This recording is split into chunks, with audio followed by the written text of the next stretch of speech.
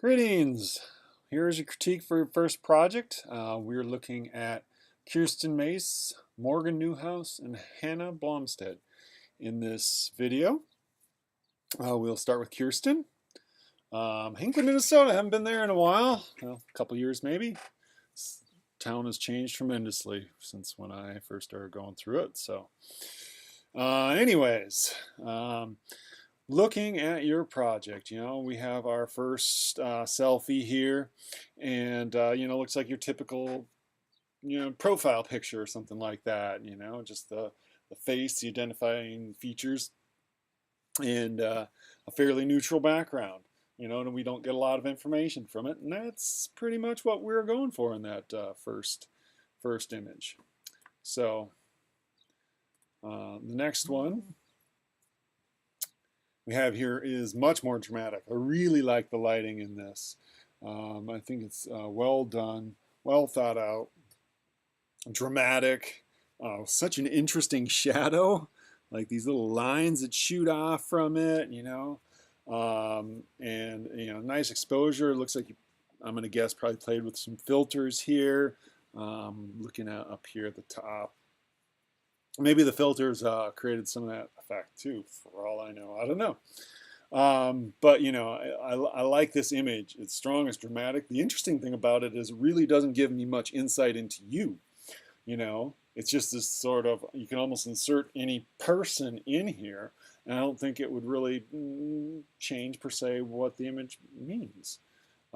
So it's kind of an interesting way to look at this assignment. So, this one we get this much broader sense of you, because we have this environment and we have this action of reading, and we have your smallness in this big place, and all these things really start to communicate and give you an idea or a sense of who you are, who you believe you are. So I think that's really effective and interesting, and I liked this series because you had some other ones out there too that I liked. I think there was another one I really liked where you're even smaller, and I wasn't sure if I liked this one better or that one better. I like that idea that humans are small in this environment because we seem to think so much of ourselves and so little of our environment that I think I conceptually preferred that one. But I really like this one because the other one is much less about you. And this one's more about you, but within your place, or what you perceive as your place. And so I think it's really an effective photograph. So let's just keep moving along here. Looking at this one, I like the playfulness of this and the construct of it. Who you are not. If we didn't get that sense, we see the champagne glass and this sort of, big bathtub and almost shiny chrome, and we don't have a lot of information, but enough that looks like a really nice sort of place. And then the high heels and the pearls, the black dress, and there's this sort of uppityness to it that you're communicating, and was definitely your intent to communicate that. So I liked in your written research statement where you said, for example, I act different when I'm at school teaching versus hanging out with my friends. But sometimes through these visuality images on social media, people's perceptions of someone is altered. Is social media just an environment that you can act differently through, or can it be harmful? And, it seems to be the potential for all of these things. It's just like any other environment in our world, I think, in the end. What it is. And we just have to be very, very conscious of it, and what we're communicating, how we're acting, and it's sometimes more difficult to think about those things because we have no immediate response to how people are reacting. And if you're in a social situation and you start kind of acting awkward or out of what's expected, people are probably going to give you some visual cues, glances, looks, whispers, whatever it is. And you have that opportunity to change how you're presenting yourself, where you don't have that opportunity in these platforms because you put it out there, and it's not till later till you get a bunch of responses that you see how people, and then you're like, oh, and then you can try and take it down, but people might have already screen captured it or whatnot. The other thing I was thinking about in terms of this is you talked about, you know, we're all different people, different places. You know, I'm different in the classroom, as you say, you're different in the classroom, and I'm hanging around my friends. You know, we're different people. Maybe one of the issues with social media is it's a place where all of our identities can collide. You know, because in school you're just surrounded by those people, and the odds of encountering those people outside of it are much less so. But if you are friending people from work and your friends and your family and people just kind of meet you online, you know, they're all going to see, you know, if you post a picture of you drinking with your friends, that's great, you know, that's fine amongst your friends, but if your world's all colliding, your social media, and you post that image on the social media, now your students are seeing you doing that, and your coworkers are seeing you do that, and your employer is seeing you do that. And you know, it's different because we have all our worlds colliding in one of these places. And that, maybe that's the problem that we have with the social media, is we're not always conscious. You know, we have to think about all of our worlds. You know, if I'm in my school environment, I automatically am thinking in that way. But when I'm on social media, I'm not thinking about my students or my coworkers, or I'm just like posting an image and communicating what I feel to whom the people I'm thinking about, or whatever it is. So yeah, I like this image. You know, I think it's good, fun, interesting. I like the high contrast and all that jazz. You know, and then this sort of over-the-top images, you know, I look at it, I'm like, it feels so over the top, but in many ways, that's really what I was asking for, is this exaggerated abstraction of ourselves as someone as part of a subculture might look at us, and, you know, the idea of a crazy art teacher, you know, all this energy and stuff going on, and, you know, chaos, and you create all that in this image, and, you know, your expression is, you know, sort of a little crazed. You know, I like how you said, I wanted to create a chaos around me to demonstrate a sense of craziness. I also used materials that many co-teachers think I only use, like glitter, sequins, feathers, googly eyes, and tissue paper. You know, it's so interesting. Just the materials people associate with an art teacher, you know, and young, you know, I thought it'd be great if we had like little googly eyes on your eyes. You know, it could have been really, I think, fun and effective. You know, so I liked how you incorporate these materials, and they're not even necessarily materials that you use, but they're materials that are sort of associated with it. So, anyways, I thought it was a, you know, pretty well thought out image. All right, well, I think I'm going to move along here, and next on my list is looking at Morgan's work. So, okay, so yeah, here we go. Here's our basic, you know, profile picture. Or maybe that's what I should call this, is our profile picture. You know, just us in a neutral background. It looks like you have a filter on there, and it's sort of a softness. So I kind of like how you're thinking about that in those terms. All right, here's another one. And here we have this, you know, fairly high contrast, you know, really exaggerating the dramatic light that I asked for, and this light and this shadow. You know, it's not like that traditional portrait photographer shadows, and that's really what I was kind of asking for, to push outside of that.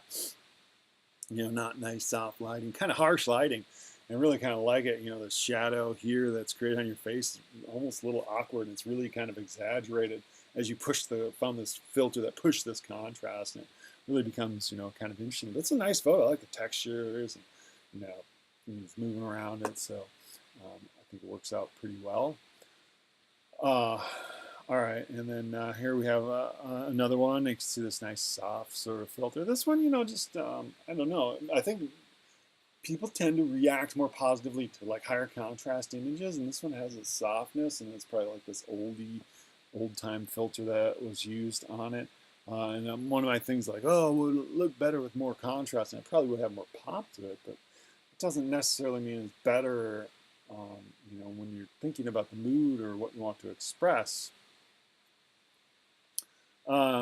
But it certainly has this feeling of editedness intentfully, and I like how you end your research paper where you ask, would it help people share their real stories and not the edited version?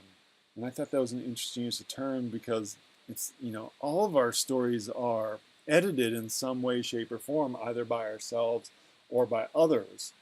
And gosh, that editing has such an impact on our understanding of who we are, or our other people's understanding who we are. We're constantly editing. Even if you tell the same story to one person, the next time you tell it to another person, you're probably going to be slightly different unintentionally. So that's the thing, though, on social media. If we write out a story on social media, that story is told to other people consistently. Whereas if we tell it ourselves, there's probably going to be some changes. We might embellish it, or we might remember something more accurately than we did previously, or whatever it is. This, I think, was probably, I'm trying to check, this one was probably my favorite out of all of them. I like all the little details that you utilize in this image. And I'm guessing, I think this is the "Who You Are Not" image. And so I like just, everything seems so very intentful and well constructed. I like the composition, the pile of books, I like the window, I like the lighting, a picture in the background. And here you are reading this book, and the book is falling up, and then it's upside down, and then your eyes are looking up, and there's all these like subtle references and playfulness going on in here. It seems quite nice. I like this image quite a bit. It seems very clever. So, well done in that. And you also quoted Chester Higgins in your research, where he said, "It is inside simple moments where I look for windows into larger meaning. I believe," and then you say, "I believe that is evident in his photographs. These are the photographers that I am drawn to, the ones who can capture the real moments and not the edited versions." And I look at this image, and it's a very edited version. It's a very constructed version. And it also further pushes this sort of cleverness I see in this, because he talks about it is inside the simple moments where I look for windows, and then you've got this window in the background, and maybe I'm like putting stuff together that you maybe hadn't thought about, and that happens too. But it all seems so very intentful and clever. All right, moving along. I also like this image because that idea of abstraction, who we are, and as art teachers, we certainly have a stigma of who people think art people are, artist people are, and I think we've all experienced those in our life. And when we tell people what we are doing or pursuing, and they're like, "Oh, artists," and and I like how you busted out these super large size crayons.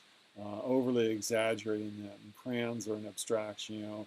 It certainly works in that, it works on so many levels, because they're tools, but they're not tools that like professional artists would use. But they are certainly tools that our educators use, or even educators in general, or kids in general. They're very much associated with kids. But at the same time, as artists, we often have to, not to lose that creative spirit. In some ways, education really kind of tries to bust that creativity out of us, especially when you get the upper levels where, our testing is A, B, C, or D, and there's this right answer. And we're not teaching our children to deal with the complexity of this world, because so often, in my experience, this world rarely is an A, B, C, or D, hard, right, correct answer. So anyways, I like that idea that you busted out these big crayons. I kind of get a little distracted. Like the background, I wish it was a little fuzzier or something. I don't know if we can find a filter. It'd be interesting to have a filter like a crayon, creating a vignette out here, some crayon texture. Because this stuff, I don't know if it adds anything. Maybe it does. It gives some environmental context. Kind of like this, and like the potted plant in the front, certainly your clothes. But, okay. All right. So I think I'm done. I'm going to move on. We'll take a look at Hannah's work. All right, here Hannah has a little bit closer up. It's kind of like almost a little bit in your face. Profile image. That's what I'm going to start referring to this as, the profile image. I'll have to write that down before I forget about it. But so it seems like a fairly standard profile image. It's our face and neutral background, and that's what we see. And that's what I asked for. And here, this is it also feels kind of similar in there, but there's this darkness and this high contrast and this sort of jagged line that moves through it, and it creates a little bit of tension, but you look friendly and you got a nice smile on there. So there's this sort of conflicting messages that get communicated to me in this image. All right, and as I was reading your statement, I liked what you said. You're talking about Carrie Mae Weems, and you said, "I feel like I am much more private in my imagery than Weems, and I realize that what Weems did takes a lot of courage and confidence and belief." And that's something I often talk about in my classes when I'm dealing with students. To create a good photograph, composition is essence. Understanding your tools is very important. But some people just have an innate risk-taking ability that is so important, where you can almost ignore those rules. But if people are willing to go out and show, not care about the consequences and social norms and all these things, and really just get to the heart of things, it can be so powerful. And that courage to express yourself can be so important, not only in the success of the artist, but also for culture in general. I would say we need that honest sort of discourse. And sometimes we cover that up. Even universities, there's sort of movement, and maybe there's some legitimacy to it, that we're trying to create these safe spaces and no bullying. But we have to. Learning requires us to be confronted with other ideas, not other ideas that aren't comfortable for us. And the question arises is, if we block out this bullying and everyone has to feel safe, and are people really going to learn? And that's such a hard thing to think about, because I want my students to have a safe place where they can learn and explore and express themselves. But at the same point, they have to be confronted with things that are uncomfortable for them. You don't want them to be psychologically damaging uncomfortable. And where is that line? But the problem is that line is probably at different places for different people. And then you have all these, this 20 or 30 people in there, and they all have different line points. It gets really complicated. And showing courageous image makers can be courageous in and of itself, particularly for someone in K-12 education. Higher ed, we get a little bit more of a pass. We can show nudity and yada, yada, yada, We can kind of deal with these things, but being K-12, you got to be much more careful with what you show and select. And there's some good reasons for that, but also has the potential to, not challenge people as much as perhaps they need to. We haven't talked about this photograph yet, but this seems like everything's off kilter here, and there's driving, moving, exploring. That's why I get this, the car is sort of that symbol for those sort of things, symbol for exploration. At least that's kind of how I relate to it. And then the reflection, the mirror, and the smiling, and so there's some nice energy in here. We get the sense of exploring, driving. There's an environment outside your window that I kind of want to see and curious about, but I don't get too much. That kind of helps pique my curiosity.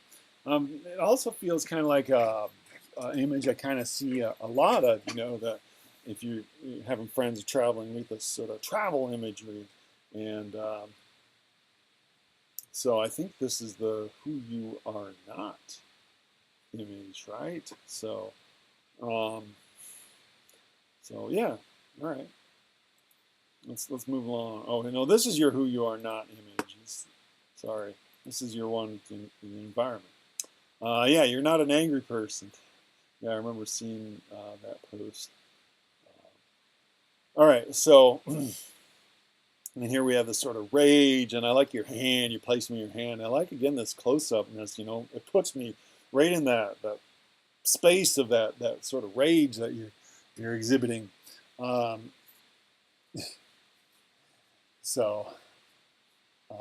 right, and thinking about this, going back to your research paper, you said rather than taking pictures that just take pictures as an assignment or a job, you're talking about Higgins. His goal as a photographer is to show the decency, dignity, and virtuous character of people of African descent.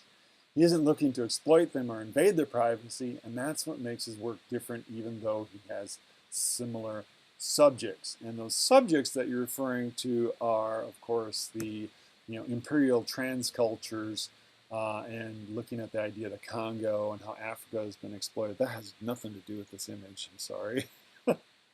But it was interesting insight that I thought. And when I read that, I was thinking about how European cultures utilize those images to elevate themselves. And one of my favorite magazines in my life, growing up, I lived in rural Wisconsin, so there wasn't like a lot of culture coming there. But my parents always had National Geographic magazine. You could get that, pick that up, and see all these different cultures. But it was funny. It triggered my memory that National Geographic recently came out and apologized for decades of racist coverage. And because they had an anthropologist or somebody go through all their history of their magazine to see if it was racist, and they determined that there was a lot of racist coverage in there, so they came out with this. This is on their website, apologizing for it. So it's kind of an interesting read, an interesting idea and concept that this institution that's, hundreds of years old and very influential, one of the most successful magazines in the history of magazines, and it comes out and apologizes for what it's done in the past. And there's a lot of mixed feelings here too, because society was so much more racist historically. And then Martin Luther King said something that history bends towards justice. The arc of history bends towards justice. And we can't change culture in the snap of our finger. It takes a long time, but we still have a moral responsibility to accept our errors and our transgressions. And so it's good to see National Geographic do that. I also think National Geographic has provided a valuable sort of service, that they inspired me in many ways growing up. But, so it becomes interesting. That has nothing to do with this photograph, but it was in your research. So, anyways. And I like this image. It has so many layers to it. It's fairly abstract, like this. I like how it's divided right in half, and you get this face, and it's sort of a very genuine, nice, friendly facial expression, but it's within this very kind of challenging compositional structure where your face is harshly divided and you have this soft, blurry sort of look, and then this brush, and then this little thing here, and I like this, and how it matches the shirt here. This almost becomes like your other eye, or maybe it's this area, but so it's really friendly and inviting and challenging. It's a very, challenging in a sense. I'm not sure who the subculture is that is looking at you. I don't know if I get a real sense of that, but there's probably stuff in here I'm just missing and not seeing this, recognizing the symbols. And that happens all the time in art. But it's not our job as artists to, dictate to those people, make sure they see all that, in my opinion. That's not our job. Our job is to open a dialogue. And this image for me certainly opens a dialogue and challenges me in a very friendly way, inviting me in. And something I want to look around in and poke around in and check things out, and worth considering. So, okay. I had one other thing highlighted in your paper. At the end, your very last sentence. It makes me curious of their true realities and how much of it I actually get to see. And the only reality that we get to see all of is our own. Everyone else, we're just seeing bits and pieces of them. That's kind of interesting idea, but it's the same as when we share on social media. We choose the bits and pieces that people can see. We don't necessarily choose those pieces when we're in our real life. All right, let's leave it at that.